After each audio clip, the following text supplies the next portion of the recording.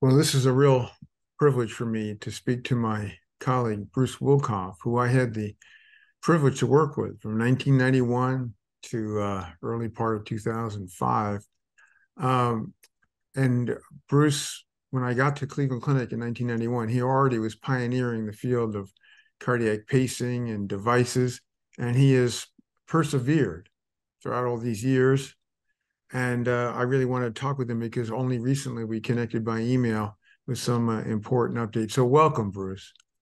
Thank you, Eric. It's been a long time, too long, and uh, you made a big impact when you were with me at the clinic. But a lot of things have happened since that time as well. Uh, so I'm glad to update things. Some things more favorable than others, uh, but but quite frankly, I'm uh, I'm absolutely flabbergasted as to how bad news can be actually good news, and insights come out of things. I think that happens all the time in science. I think some of the uh, most important contributions I've made scientifically have been in trials that have been negative, and I'm sure you've had some of that experience as well. Uh, but in this case, I've learned a lot, not just scientifically, but uh, about about life itself, and uh, so they come in surprises. I mean, they come in these packages that you never expect. So Well, we're I going don't to know get how you into want your, to work yeah, on. I definitely want to get into that. But first, I do want to talk a bit about the effort you've made throughout all these years, because I haven't, this is the first time I've gotten to see you in 17 years. It's been a long time. A long time. Uh, and in many ways, I've missed you over that period, and so I'm glad to have this chance to reconnect. But before get into what happened with your health issues, I wanted to talk a bit about sudden cardiac death because, as you know, with devices, many people who have um, cardio defibrillators don't need them, as it turns out, maybe 90% or more because they never are used. Whereas there are people who need them who don't get them. And I wondered because you're a leader, a pioneer of putting in these devices and taking out leads, which is a dangerous thing.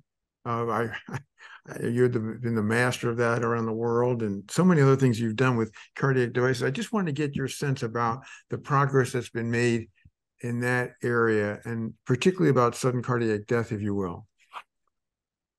Sure. Well, when we first started putting defibrillators in, we made people die twice before we gave them the privilege of a defibrillator. And we had to prove that they were going to this was going to happen. Um, about the year uh, 2000 or so, we started to do what we call primary prevention defibrillators through Scott Heft and uh, through the Made It 2 trial. We found out that there were a lot of people that their risk of sudden death was actually even higher in some cases than those people that had already exhibited sudden death. And we've sort of turned around and, as you were saying a second ago, thought that maybe we were putting in too many defibrillators in people. Well, something that's not even come out yet. So this is science. We're going back over that, going back over these mega databases that we have now that where we can look at things through the registries, and we find out. We ask the docs like me, how often do they actually use the defibrillators? And most are guessing less, and the answer is more.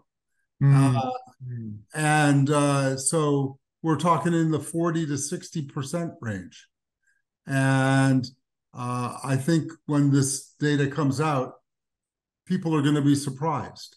And the other part of that is, well, what about the people that never got a shock, never got a therapy, ATP or shock, and you're going to make a choice? Well, their risk also is high. And so I think we've done a lot with these drugs, and we have. I mean, I'm not trying to diss that in any way, but it turns out that there's going to be a sustaining benefit to implantable defibrillators.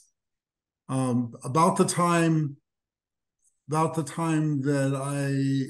you left the clinic, I was on the board of trustees for the Heart Rhythm Society, and we were working on some things. Ultimately, I became president in 2011, and we developed a sort of a mantra that where we would end death and suffering due to heart rhythm disorders. That was going to be our goal. Perhaps a lofty and undoable goal, but you'll never reach it if you don't try. I mean, that's what you have to try to do. And we've kept that, even though it's seemingly ridiculous that you could end death and suffering due to heart rhythm disorders. But I've essentially dedicated my life to doing that. What I also discovered, and you mentioned a little bit about lead extraction, and some of the problems maybe with infection or with broken leads or with actually having problems with poorly functioning systems that needed some help. And I sort of modified that mantra to work with we have an amazingly effective therapy, implantable defibrillators. If you have ventricular fibrillation, you have a defibrillator, it's going to work. It's going to do a great job. The value, though, the net value of an implantable defibrillator depends upon its effectiveness minus its side effects and problems. And what I've basically dedicated the last half of my, and maybe more of that, to reducing the morbidity of defibrillator therapy. So if you maintain the amazing effectiveness and then you reduce the morbidity of the therapy, the net value of the therapy increases remarkably. So for instance, if an implantable defibrillator, and we'll add CRT into that as well, because a lot of the heart failure therapy, we even call it electrical therapy for heart failure, which is both CRT and ICD therapy. A lot of the problems that we have are with the leads, with the batteries, with the reliability and such like that. But if, let's say, we could take that morbidity and reduce it down to the morbidity of an aspirin, but we had the effectiveness that we had. Well, aspirins have their problems too. I mean, I'm not saying they're without, but the point is that if you were able to reduce the morbidity of the therapy, the net value would be greater. And so I've been spending time learning about how to and when to remove defibrillator leads, how to reduce the risk of infection. So we did a worldwide study on the antibiotic envelope, which showed that we could reduce infection rates by 50% by using an implantable absorbable antibiotic envelope. We've shown how by programming the devices properly, we can reduce the rate of shocks and therapies by about 50% and improve the survival rate of the patients. So again, we're not to an aspirin yet, but the point is we have a very effective therapy, and now we have less and less morbidity. The problem, as it always is getting the physicians to actually implement what is known to be best therapy at times. We Yeah. had it with beta blockers. We've had it with everything as it goes along. So it's been a long and hard thing, but we have done it. So we have guidance documents. We have now more and more acceptance. It takes a generation. It took more than a generation to get beta blockers to be used, right? Oh yeah. It took way too long, and so now and it just everything keeps turning around. Like I said, people developed the thought that maybe defibrillators aren't as necessary as we said, but then you look at the data. What about that? Looking at the Yeah. data, the data Well, makes it's a just an difference. extraordinary perseverance on your part and something to be immensely proud of. And, all the other people that you've trained and your disciples and your teams over the years. Now, the other topic that grabbed me when I got your email, when I learned you said, I have metastatic pancreatic cancer. And you wrote, for the time being, I am doing well. Unfortunately, much less progress has been made with pancreatic tumors. Like you, I have many friends over the years, and I have been able to get access to help not only at Cleveland Clinic, but at Hopkins and the NCI, National Cancer Institute. We'll see how this works out, but actually, it has been a joy. Mm-hmm. So Absolutely. can you help explain that, because this is really important stuff? It, it is important stuff. So first of all, get into the philosophical part of this. I think each one of us underestimates the impact we have on other people. Um, we all know that we impact other people. I mean, it goes without saying, but we really have no way of no great metric of finding out how many people or how deeply we affect other people. And I found out something else is that uh, it's not just that impact, but having the opportunity to communicate. So I've been taking all these years working on reducing sudden death, and people keep coming back to me and saying, "Oh, I'd rather die. I'd rather die suddenly. I'd rather just fall asleep, and go to and be done with it." And I would have missed an unbelievable opportunity. So first of all, as you said, I've made a lot of friends, um, academic friends around the world, which has been one of the great blessings, opportunities that I've had at the Cleveland Clinic and with academic medicine. It is one of those great joys that I know you enjoy as well. And so I know men and women, uh, people, their lives and such. Um, you think superficially, more or less, some less, more. You have the people at work, the people at the hospital where you work.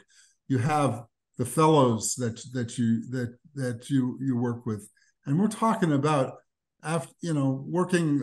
This is over 37 years for me as a fellow, over 40 years totally in academic medicine, and there's a lot. There are a lot of people there, and of course there's the friends, the people that you know at home, at church, and but what I didn't know was, first of all, how many there were, and second of all, how deeply they felt and how important it was for me to express what was going on. So I used a tool. It's called Caring Bridge. It's nothing particularly new, but it's an opportunity. It's a blogging site where you can put your story up there and you can blog, and then people can respond. You don't have to say anything. I'm doing it for me. I'm not doing it for other people. But the other people, the impact it just overwhelms me. As you said before, it's been a joy. And so far, in 2.5 months, there have been 650 some visitors, over 7,000 visits, Wow. uh, Wow. and and and people just express things, impact that you've had on their lives, uh, what's going on that I would never had if I had died suddenly. Hmm. You never have the opportunity to be able to express that. And what's more is not everybody feels comfortable speaking out on a blog. I'm sure that doesn't surprise you. So I get, in addition to that, emails, phone calls, other things, um, unbelievably deep, meaningful um, uh, conversations that you had no idea, you had no way of knowing. Hmm. And I if something first of all, I hope this encourages people to express themselves, not to have it takes some courage to do so, but not really. I mean, life is a terminal illness. We're all going to die. Right. Um, and for the small slice of time where we're here, um, we might as well express ourselves and communicate with one another. It has been a blessing beyond blessings for me. It has been a fantastic journey. I have not enjoyed the pain.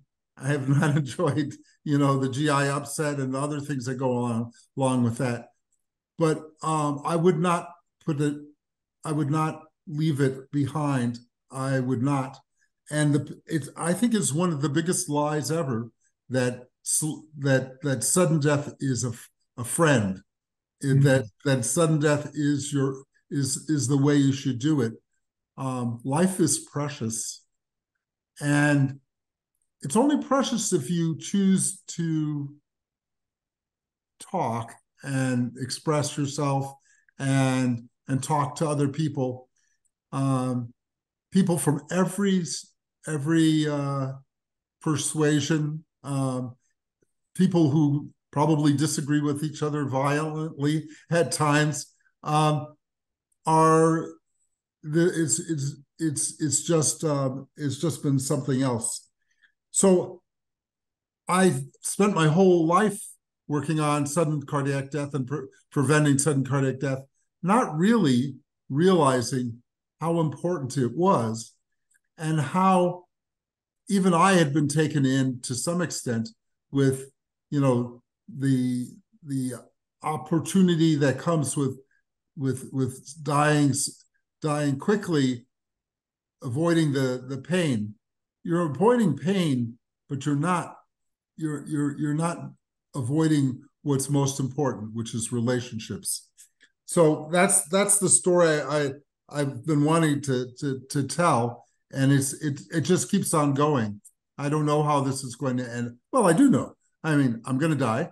Everybody dies, but I also know that I'm impacting people's lives. People have come back to me and uh, they're changing the way they're living their lives Hmm. because of the way we've been able to do this. So it's been a little bit of fun, a little bit of pain, and not everybody dies quickly. Some do, but I'm not particularly concerned about it. Um, and the hospital. You worked at the Cleveland Clinic. A little advertisement. Uh, they support me to the max. My partners support me to the max. The institution has done the same thing. Provide great care, and but I know that's not the only place. It's fun though. You think that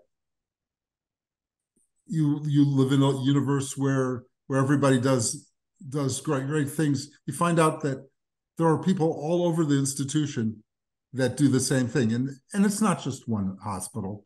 Sure, We sure. have a great medical system in the United States. It has its problems, but we have overall a great medical system. Well, you bring up this irony of having spent nearly 4 decades to try to prevent sudden death, and then you learned another dimension to that, what it has done for you in terms of this ability to connect with so many people beyond your family, your loved ones, your friends. These people that have written on the Caring Bridge and also separately, are these people that you know, your patients? Who are all these incredibly large numbers of people? So they are my colleagues from around the world. Mm. So from all over Europe, all over Asia. I've gotten phone calls as well. They are from the hospital. It's interesting. It's hard for some people to express themselves about these things. I mean, that's not surprising, but they have some people have to do it face to face or have to do it uh, with emails or ways to go about it. Some are I'm a Christian and I'm actually a Jewish believer in Jesus, but some of these people are believers and some of these people are not believers. Some of these people are come from different faiths Mm. altogether. I mean, it's remarkable how diverse the group is, Yeah. and it has been a remarkable way that things have played out. Yeah, it's fantastic. I mean, so these days, in terms of the pancreatic cancer, um, are you holding up with it, or is it still, giving you the challenges day to day? No, right now I'm feeling well. I'm going to get another CAT scan in November, and we're going to find out about that. There's one more aspect to this, I guess, and this is always true, but it's just becomes more poignant at this point. It's not whether you're going to die or not. It's what are you going to do with your time, Mm-hmm. and that's what that was, and your legacy. And so it was so funny. I have these people that I've been mentoring. I have I have a endowed chair, and so I've got people working on projects that's working on, and that's fantastic. Um, and I have people who I was going to retire at some point, and so I've been trying to mentor people in working on various projects, and it was going okay. But once there was uh, a end of life moment, there was it put an urgency on everything. So what happens Mm-hmm. is so what they were working on things, but now they're working on things with an intensity. So it has everything to do with the legacy that you get to do, which which it's a little disappointing because what happens is we are wasting our time. We right there's so much we can do, and we try to think about what's the important thing to do. Um, I would love to leave a great legacy. I mean, I know I've left some legacy, but I would like to maximize that legacy. Mm. And at the hospital, at other places where I'm working, but my ability to leave a legacy has been put into a super gear because people say, oh, well, he's not going to be here that much longer. If I'm going to learn something, I've got to do it now. Right.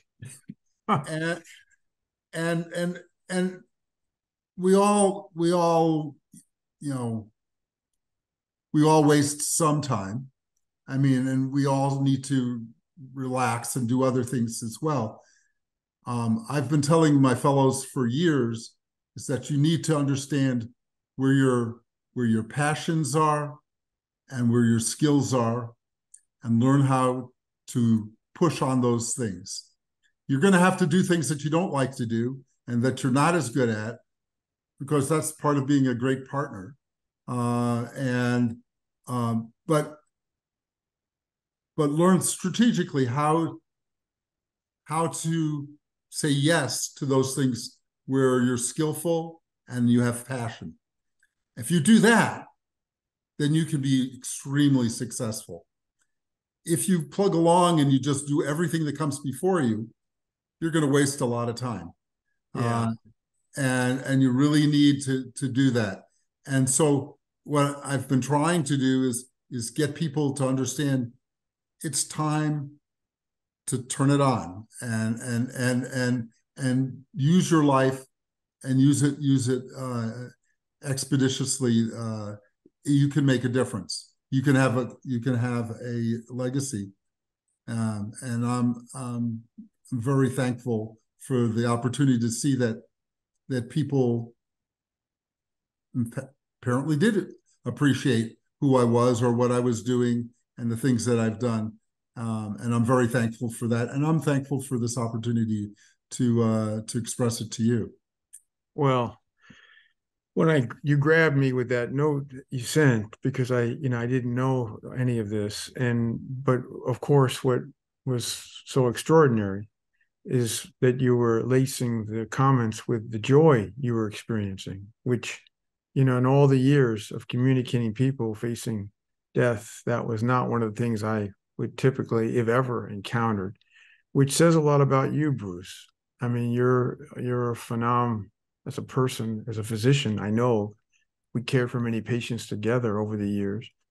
And then now, when people normally would say, I'm sorry, and have a sense of just desperate gloom, you have the light. You have seen what humanness and what the human bond can do, which is extraordinary. It's so bright and warm and comforting. And there's more of that to come. I mean, you're looking pretty darn good right now. You're holding up, Thanks. and it isn't that, you commented also later in your note to me about an expiration date, but that isn't known exactly. It may be, of course, and, the months or year ahead, but it may be, somewhat later. And, I think your story, Bruce, and you are a great force of inspiration. I mean, most of us, when we think about getting a horrible new diagnosis, we think about what you said. I'd rather die suddenly than have to cope with all of the therapies and the agony. And you've seen it in a different light, and you've communicated that to, as you said, hundreds of people and the tens of thousands of back and forth visits, and not to mention your family, your loved ones, and all your colleagues there at the clinic. So, Bruce, I just you really did grab me, and I wanted to share your experience, because one of the things that people don't know about enough in medicine is the human to human bond, how important that is. We do it with our patients. We try to, but often it comes out is the people that went into medicine, and they could be some of them high-tech people like you, Mm-hmm. working with all these very sophisticated devices over decades. But that basic human in this world of AI, the human touch, the human experience, you exemplify that in Mm-hmm. such a way that is really striking. And just to add on to your career, your legacy is your ability to find the positives in the midst of very threatening situation. Well, thank you, Eric. That's part of what makes this wonderful. And you know, some people live years, and but it's like the question is, what am I going to do today? What's next? And how can I make a difference today? And it's kind of cool because I'm on medical leave. I mean, I've taken care of tens of thousands of patients. I don't need Oh, to I take care know. of lots of patients. But I know this is warm to your heart, but uh, what we're doing is we're setting up a basic laboratory for helping us to learn how to better do lead extraction. Hmm. We're setting up education network, which it's called leadconnection.org, where we're making it easier for people around the world to get all the information, sort of a central hub. So what I'm hoping is that there's going to be a way of sustaining this kind of thought process and make a difference. And who knows what the rest of the legacy is? It hasn't been written yet.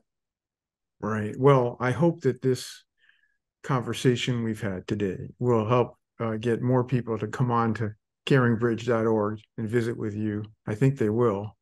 And I'm indebted to you. I feel lucky to have had the chance to work with you for many years, and then this chance to reconnect at this time. I mean, I just you're teaching us.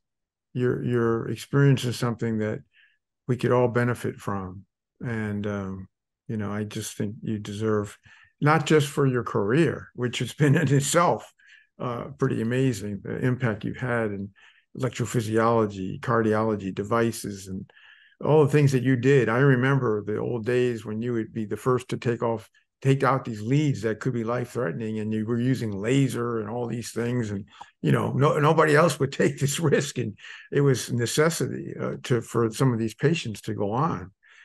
But here, you are the path you're on, with the ability to differentiate the tough part, but the positives. It's just it's remarkable. So, Bruce, thanks for joining. I hope we stay connected here in this Okay. time ahead, because you've really touched me, and I hope many others getting the chance to listen or watch our discussion, because yeah, what can I say? You're amazing. You Well, really are. thank you, Eric, and thank you for this opportunity. I, this this virtual connection. I mean, sometimes you feel like you're talking to no one, and sometimes and other times it's clear that you may make a big impact by doing these things. It's all evolving, isn't it? Yeah. So I'm learning more about this as we work with this. I mean, I was not a blogger. Yeah. Here I Yeah. am, and here I am. You are now. Yeah, I am Well, now. the only thing I've missed over this is the chance to give you a big hug, but I hope that I'll have a chance to do that in the times ahead. And let's stay connected. But thank you so much for sharing what you've been experiencing. There's no question that this is really important and a major inspiration. Thanks, Bruce. Thanks, Eric. I appreciate it.